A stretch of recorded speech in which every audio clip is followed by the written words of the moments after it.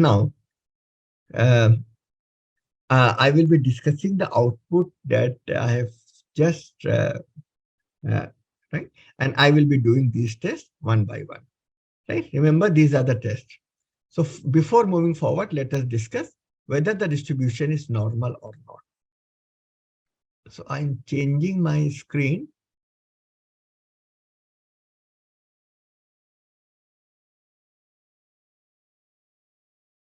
Okay. So these are the two tests, Kolmogorov and Kolmogorov-Smirnov test and Shapiro-Wilks test that are being used, right, uh, to examine whether the distribution is normal or not. As you can see, for the first quarter, this p-value is 0.000. Significance is actually the p-value. This significance is the p-value. Okay. And here also for Shapiro-Wilks, this p-value is 0.000. Both values are less than 0.05. They are less than 0.05 means for the first quarter, the data is not showing the normality. For the second quarter, the p-value for the Kolmogorov-Smirnov is 0.200. That is a 20% greater than 0.05. The Shapiro-Wilks value is 0.489. So both values are greater than 0.05. So we can say normality is there. So here in the initial case, we don't have normality. So that would be non-normal. Here we will be having the normal distribution. Okay. So this means for the first quarter, it is not following normal distribution. For the second quarter, it is following a normal distribution. Why it is happening? Because in the first quarter, we are having outliers, right? So because of the outliers, the normality cannot be there, right? So we are correcting that data so that it should be made as normal. How that can be corrected? I am showing you the data. Here actually, as being suggested by the box plot or the outlier table, there is a problem at the case number 55. Right? As you can see, this value is being wrongly entered as 610, but actually the value is 61. Right? So either you can delete this value or you can correct this value. Right? I am not deleting it, but in the real life, since no one knows what is the real value, or this is anyway, it is behaving like an outlier or extreme value, it can be deleted. But for the time being, I am taking it as 61. Okay. So now, if we run the test, then again we get the impression that it becomes normal. Okay. So now I am considering the first test, that was the one sample test. Since here all the variables are following normal distribution, so I am demonstrating the how the parametric test can be done. So we go to analyze, then we go to compare me. Here all parametric tests are there. One sample t-test, independent sample t-test, right? Paired t-test and ANOVA. We are taking one sample t-test, right? Why we take why by the default t-test is there? Why not the z-test? Because the condition for the z-test is population standard deviation should be known. Since we collect data, right? So we never have the idea about the exact population standard deviation. So that's why we will be having only t-tests are there. So here I am taking the first quarter value for which the hypothesis is there. Okay. And we reset the value as 75 because we want to examine whether the average value is 75 or not. And we press OK. Right. So here you can check what is the sample mean. This is 72.02. Though 72.02 is less than 75, right? It will always be either less, means it will never be equals to, right? There must be some difference. In the testing of hypothesis, we simply examine whether this difference is significant or not. So for that purpose, I am taking this value. This is the p-value, right? Anyone, you people have can have screenshot also, since I will be using the whiteboard. Right? So here the two-tailed p-value is 0.021. Right? Now I am making the interpretation. Okay, is it okay? Right? So sample value is 72. We will be examining whether this 72 is significantly different from, okay, how we calculate the test value. Formula is there. I will be showing you. Okay, just a moment.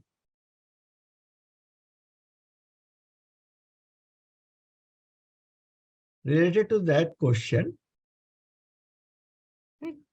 This is a t-test formula, right? You people can check. This is a t-test formula. X bar minus mu naught S upon sigma, right? So here from here, we will be having t calculated and t tabulated would be in the table. And for the p-value, it will be plotted at in the t curve. Suppose it is lying here, and we will be calculating this right tail. So this right tail probability is known as p-value. Okay. So like here, in our case, what is the X bar? This is 72.02. What is the mean under H naught? That is 75.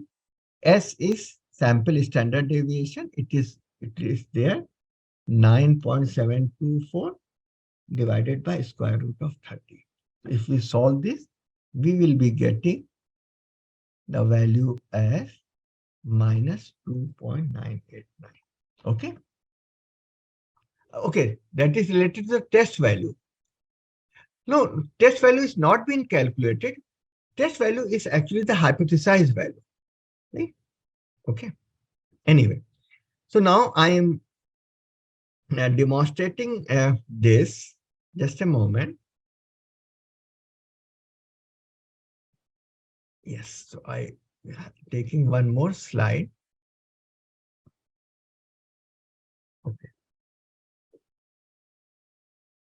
So this is the first test that we are performing. That is H naught as mu equals to 75. And suppose H1 is mu naught equals to 75. This is two-tail. Okay. And the value that we are getting, I am writing down the value from the output. The p-value,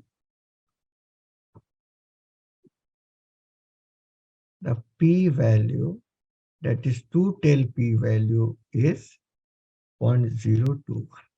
Okay. Now, since this is a two-tail, so this 0.021 is compared with our level of significance, that is 0.05. Since this value is low, so we reject H naught. We reject H naught means mean cannot be 75, mean should be different from 75. This is for the two-tail. Suppose if we have one tail, yes, that mu is equal to 75 and H1 is mu less than 75. Okay, this is one tail. Now we require p-value for one tail. Since by default the software provided the p-value for the two tail, so we can calculate the p-value for one tail by dividing the p-value of two tail by 2.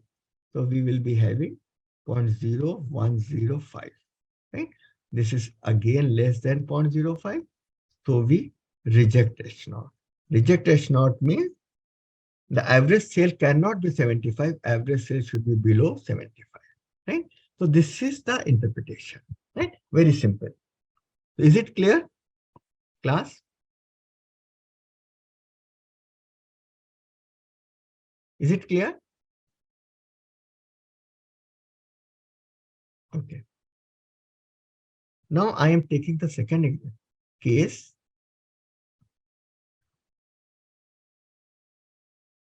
That is whether rural area is giving more sale as compared to urban area. Right? This is H naught. This is mu r greater than mu. Okay. Now I am rerunning that. I am running the test, and we will be discussing that. Okay. So we go to analyze. Then we go again. We are following the parametric part only. Right. Just a moment. We go to analyze, then we go to compare mean, right? And remember, I have explained why in this case we are taking the independent sample t-test, right? So we will be taking the independent sample t-test. Okay. Why independent sample? Because the two samples, rural and urban, are independent of each other. A unit belonging to the urban area may not belong to the rural area. Okay. So now we are performing this test for Q1 cell, right? So we take the test variable as Q1 and we create the groups using the type of outlet, because type of outlet provides us whether the outlet is urban or rural. And now we define the group. We take 2 as group 1 and take group as 1, right? Or it doesn't matter, you can take any, uh, because this t-test is symmetrical, so it doesn't matter whether you take group 1, that is code 1, that is urban area, as group 1, or urban area as group 2. It doesn't matter. Okay. So we continue. Fine. And then we press OK. So this is the output.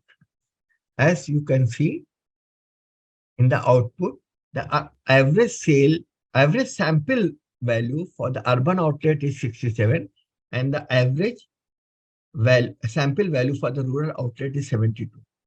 There is a difference. We simply examine whether this difference is significant or not. So for that, I'm interpreting the independent sample test part. Okay. So before explaining this, I am considering that the two part of this output. Actually, we want to perform t-test for equality of mean. We want to do this test only. But additionally, there is a test that is known as Levene test for equality of variance is also there. Why it is there?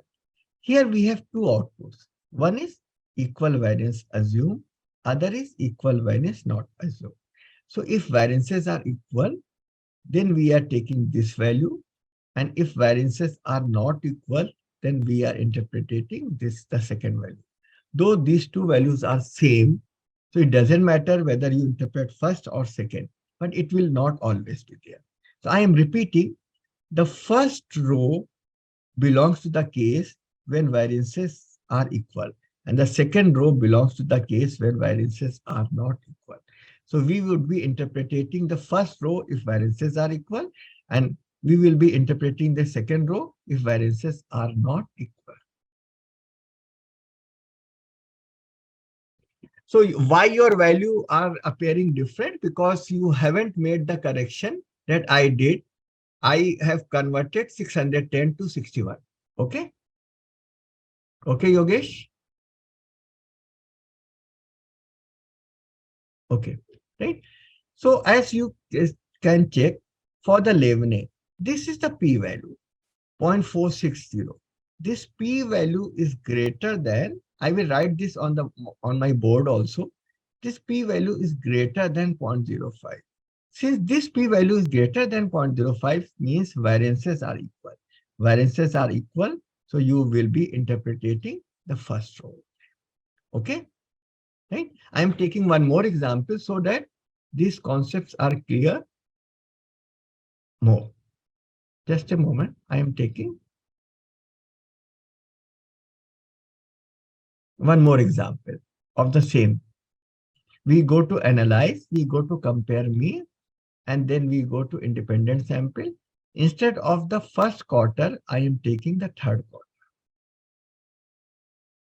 Okay. And I am repeating that. Now, you can see we are having the different p-values, right? The p-value of the first column, first row is 0.149, and the p-value of the second is 0.115. So we will be having different values. Now I will be explaining that again.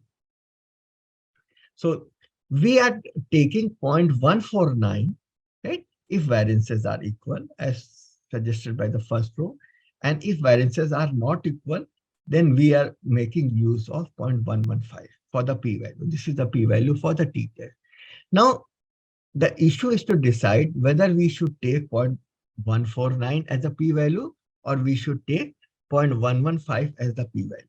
So for that purpose, we will be considering the Levenet test for equality of variance, because it examines whether variances are same or not. So if variances are same, then we use the different formula. If variances are not same, we are using the different formula. Okay, right? So here, as you can check, the p-value for the Levenet test is 0.052. This is greater than 0.05. Greater than 0.05 means we cannot reject, we accept the hypothesis of equality of variance. So we say that variances are same. Variances are same means we would be interpreting 0.149 for the solution. Okay. So you people can have a screenshot. I will be using the whiteboard so to explain this concept. Okay. I can interpret the Q1, the first output, but since in that case both values are same as visible, right?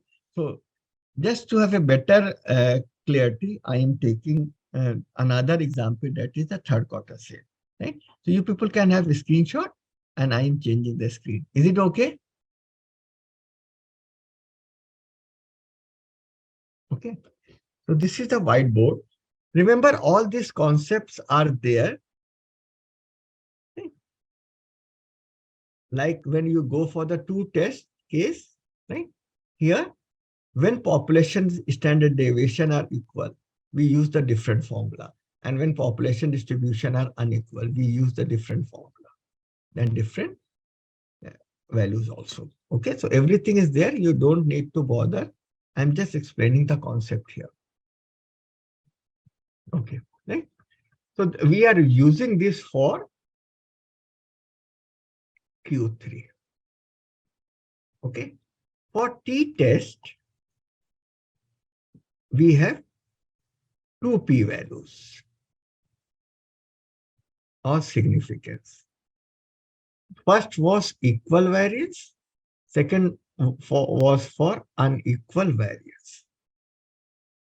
For equal variance, the value was 0.149. And for unequal variance, the value was 0.115. We have to decide which value is to be taken. So for that, now I am using the Levenet test. Levenet test for equality of variance. For the Levenet test, the p-value is 0.052. 0.052 is greater than 0.05. Since this is greater than 0.05, so we accept the equality of variance. Okay? We accept the equality of variance means we are interpreting this value. And if this p-value is less than 0.05, we reject the equality of variance, and in that case, we would be interpreting 0.115. So we are considering this value. Okay. So the p-value that now we are considering is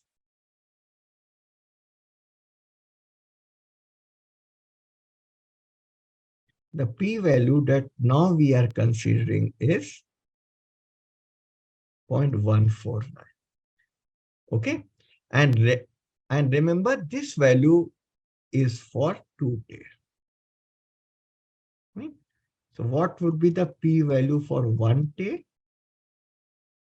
It would be 0.149 divided by 2. So we will be having 0.075. Okay. Now this value is greater than 0.05. Greater than 0.05 means we cannot reject the null hypothesis. We accept the null hypothesis. Accept the null hypothesis means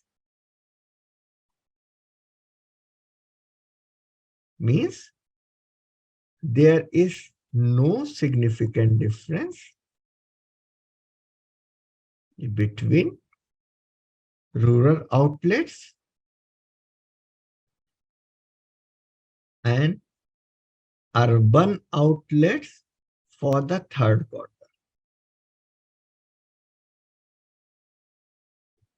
Okay, right? So in the third quarter, this claim is not right. This claim is wrong, right? Obviously, if you are interpreting for the first quarter, the value is 0.000, right? I am showing you for the first quarter also. Just a moment. The first quarter, as you can see, the value was, where was the first? Yes, the first quarter, right? Here also, we will be taking that value only, the first value, 0.000. And if we divide 0.000 by 2, it would be definitely below 0.002. And this value is less than 0.05. So we reject H naught of equality of mean, means mean is not equal. So we can say that our rural outlets are giving higher sale as compared to urban outlet in the first quarter. So the claims is there, claim holds for the first quarter only, but not for the third quarter, right? This is just for the demonstration. So hopefully this concept is clear to all of you. Or any question? The first we find out which value should be taken, whether we are going to take the equal variance value or unequal variance value, right? So for that, Leibniz test is being used. Any question up to this point? And if you are using the two-tail test, you can directly take the p-value that is given in the form of significance. But if you want to examine for the one-tail test, greater or less, right, then you have to divide the p-value by 2. Okay, and it doesn't matter whether you are using greater than or less than, because probability value is a probability. Probability can never be negative. So is it clear up to this level, class?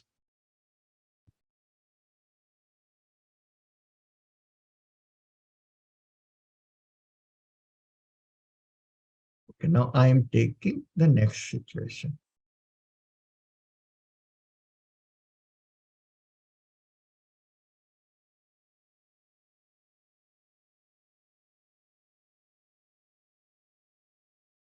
Okay. Now I am discussing the third situation. Whiteboard is there, hopefully.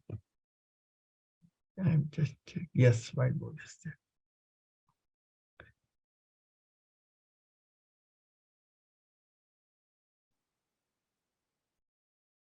The third situation I am going to discuss. Here we examine the effectiveness of advertisement, right? As per the case information, advertisement is being run at the end of Q1, right? So we are expecting that there should be a significant difference between Q1 sale and Q2 sale. And the hypothesis that we have discussed earlier also, it would be average sale of the second quarter is equal to average sale of the first quarter. If this is the case, then there is no significant difference. Advertisement is not a success. And H1 is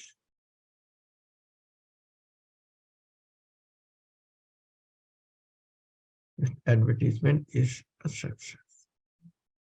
Okay, so we are going to do for yourself. Here the test that I have mentioned is the pair T test.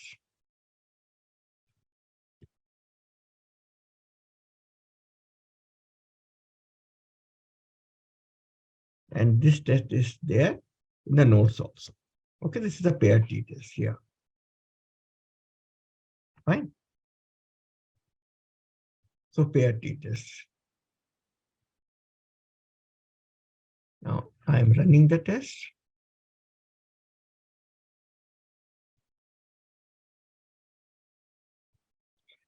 So we go to analyze.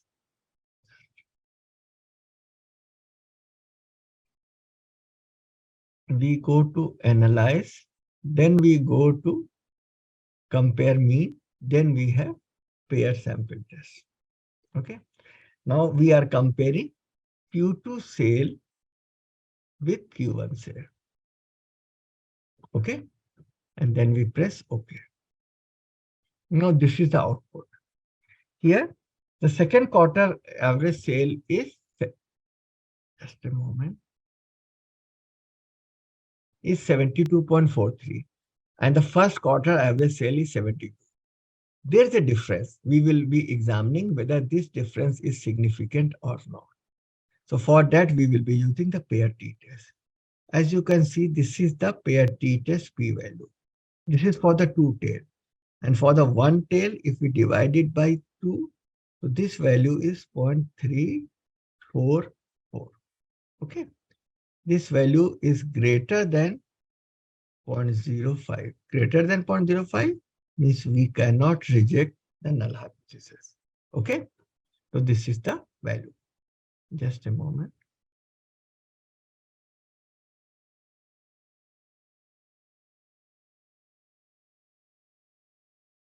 Yes, I will be sharing the entire PPT. Means whatever I am writing that, I will be saving that and that would be shared with you so that you people have everything. Okay. Right. So this is, now I am discussing this test on my whiteboard. Okay.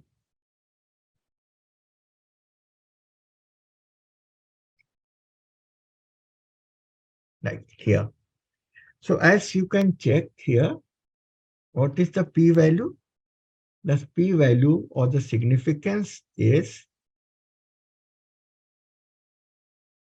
for the two tail is 0.688. Okay. So what would be the significance or p-value for one tail? Because this is greater than, right? It should be divided by 2, 0.344. This is greater than 0.05. So we cannot reject the null hypothesis except H naught. Except H naught means no significant difference in the sale. So advertisement is not a success in immediate form. Means there is no increase in the sale in the immediate form. Okay, right? So you can say that this is not a success. Right? Now I am repeating this just to demonstrate for the third quarter. For as in the case, it has been mentioned that there is a sales promotion scheme also. So now we are examining the effectiveness of sales promotion. Okay. So we are sales promotion is in between Q3 and Q4. Okay. So H naught would be average sale of the fourth quarter equals to average sale of the third quarter. And H1 is, if this is the case, then sales promotion is not a success. Yes, sales promotion is a success. When Q4 is substantially greater than Q3, there's an increase in the sale. So now I am repeating this test for the another pair. Okay. So you go to analyze, then go to compare mean, then go to pair t-test. Now we can have Q4 and Q3 comparison. So we are comparing Q4 with Q3. Then we press OK. Now this is the output. Average sale of the fourth quarter is 74,000. Average sale of the third quarter is 62,000. Again, difference is there, right? But this is the sample value. So we will be examining whether this difference is significant or not. As you can check, here the p-value is 0.000, right? Means a small p-value. Okay. So here, in this case, this p-value that is the significance for two-tail test is 0.000. So what will be the p-value for one tail? This is 0.0020 divided by 2. So it would be even is smaller than 0.000. So this is less than 0.05. We reject H0. We reject H0 means sales are not same. Sales are not same means there is an increase in sale. So sales promotion is a success. And here we put a caveat also because we are not examining the other factors. So the caveat is sales promotion is success provided all other things remains the same. I mean, there is no other thing that has been changed because there are a number of extraneous factors also that can also be changed. So this is the caveat that we put. Okay. So this is the demonstration of these two tests. Okay. Now, related to the past, all these things are there. Let me show you. We have done up to this part. After that, we will be having ANOVA and the non-parametric part. Okay. So this that will be done tomorrow when we meet again. So I will be completing ANOVA and then we will be discussing the non-parametric part. Non-parametric part is just the repetition of this. So if you people have some good understanding of this, so you won't face any problem. And after that, we will be discussing the cross-type and the regression analysis or simple regression. So this is up to this point. And now floor is, we will be having around 6 minutes before the quiz. Just a moment. Now, if you people have any problem, you can always ask.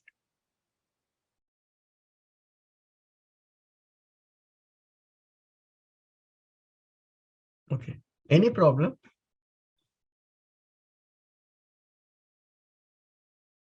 You can ask. Because we have around 6 minutes still to go.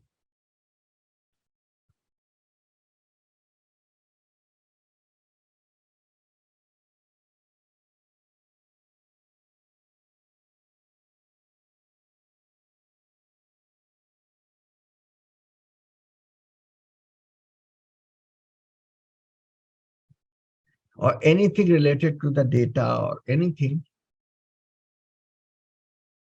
Because for ANOVA, we will be taking, means that ANOVA cannot become. Yes, I will be sharing the PPT, don't worry.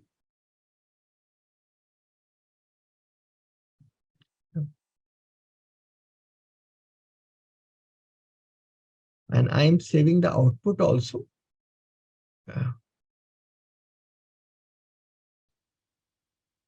And let just a moment, then save the output also.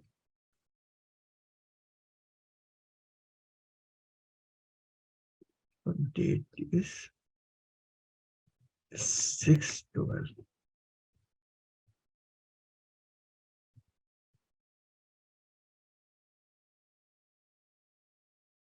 The question, one interesting question, the data is always in the simplified form. Right? No data can never be in the simplified form.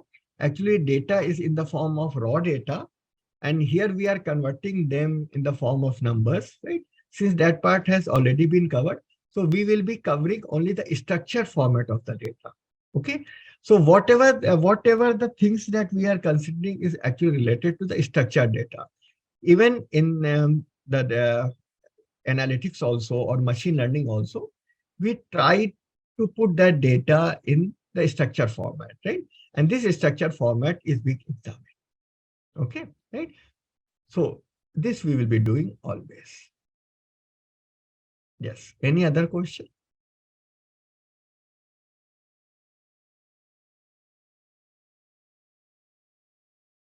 And tomorrow we will be starting with which tool should be used for the data if we have multiple dependent. Okay. If we have multiple dependent variables, right, then we propose two type of tools, right? That is for the relationship purpose. So we either propose structure equation modeling, same, right, or we propose canonical correlation. So canonical correlation and structure equation modeling can be used if we have multiple dependent variables. For multiple independent, that would be covered here. We are requiring the normal tools that are there. So no. For any type of regression, the dependent variable must be single. So for multiple regression, we can have number of independent variables, multiple independent variables, but the dependent variable must be single. Okay. So regression can, for that purpose, either we can use canonical correlation or we can use simultaneous equation model or structural equation model. Okay. But we can't have multiple dependent variables. Okay.